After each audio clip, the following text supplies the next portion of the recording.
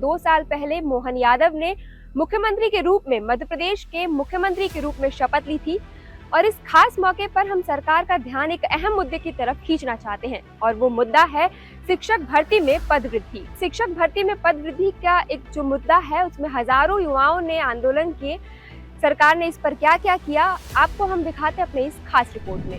मोहन सरकार दावा करती है कि नई शिक्षा नीति लागू करने वाला मध्य प्रदेश देश का पहला राज्य बन गया है, लेकिन ये दावा कितना सही है ये पड़ताल का विषय है। तो इस मामले में हमने पड़ताल की है जिस पर हम विस्तार से बात करेंगे। वैसे प्रदेश में स्कूल तो खूब हैं, लेकिन वहां पढ़ाने वाले शिक्षकों का भारी टोटा है।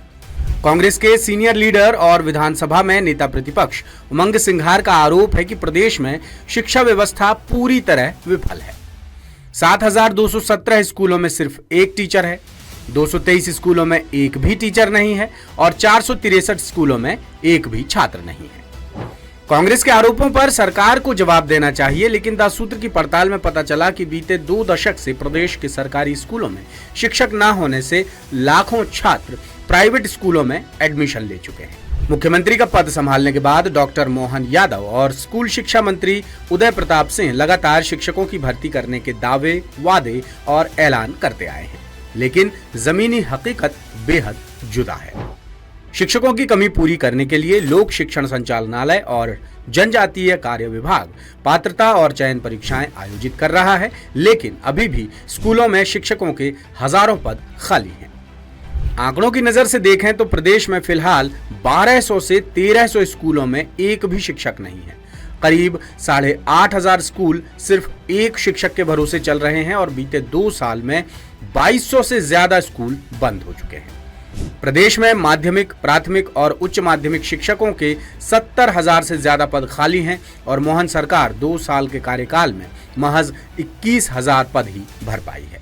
लेकिन इसी बीच रिटायरमेंट की वजह से 8,000 से ज्यादा पद भी खाली हो चुके हैं। कुल मिलाकर प्रदेश में स्कूल शिक्षा को बेहतर बनाने के दावे तो बेशुमार हैं, लेकिन शिक्षकों की कमी उन दावों को खुलकर मुंह चिढ़ा रही है, क्योंकि बीते 2 साल में हजारों खाली पद भरने के लिए सरकार ने सिर्फ 2 भर्तियां ही निकाली हैं और पिछली भर्तियों के सैकड़ों चयनित उम्मीदवारों को आज तक ज्वाइनिंग नहीं मिली है सो अलग। लिहाजा वो लगातार सड़क से लेकर डीपीआई और जनजातीय कार्य विभाग के दफ्तर समेत मंत्री विधायकों के बंगले के बाहर प्रदर्शन कर रहे हैं और अब शिक्षक भर्ती में पद वृद्धि की मांग भी तेज हो गई है, लेकिन फिलहाल कोई हल निकलता नजर नहीं आ रहा है।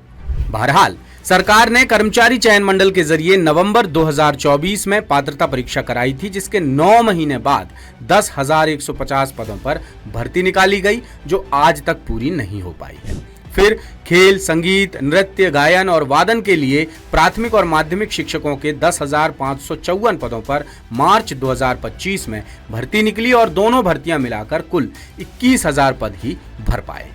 फिलहाल प्रदेश के 12,000 से ज्यादा हाई और हायर सेकेंडरी स्कूलों में उच्च माध्यमिक शिक्षकों के 25,000 से ज्यादा पद खाली हैं, जिन्हें भरने के लिए 2022 में 8,500 पदों की चयन परीक्षा ली गई थी, लेकिन बैकलॉग का हवाला देकर इनमें से बमुश्किल 5,500 पदों पर ही नियुक्ति हो पाई। यानी अभी भी कुल मिलाकर 20,000 से ज्यादा पद खाली हैं, जिन्हें भरने में सरकार की कोई दिलचस्पी नजर नहीं आ रही है।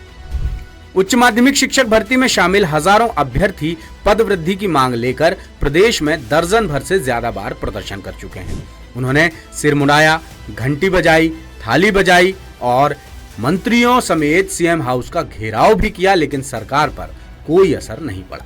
इधर केंद्रीय शिक्षा मंत्रालय की एक रिपोर्ट बताती है कि मध्य प्रदेश में माध्यमिक शिक्षकों के 2,877 पद खाली हैं, जबकि अभ्यर्थियों का दावा है कि खाली पदों की संख्या 22,000 से ज्यादा है। वहीं प्राथमिक शिक्षकों के खाली पदों को लेकर केंद्रीय शिक्षा मंत्रालय और मध्य प्रदेश लोक शिक्षण संचालनालय के आंकड़े विरोधाभासी हैं। केंद्रीय मंत्रालय जहां प्रदेश में प्राथमिक शिक्षकों के 40,000 से ज्यादा पद खाली बता रहा है, वहीं डीपीआई के मुताबिक ये संख्या महज 8 से 10,000 ही है। कुल मिलाकर प्रदेश के हजारों नौजवानों से जुड़ा ये अहम मसला भी मोहन सरकार 2 साल में हल नहीं कर पाई।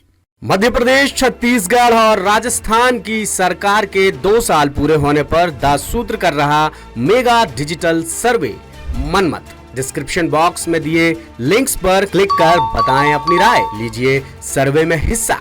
बताइए 2 साल में कितनी असरदार रही आपकी सरकार।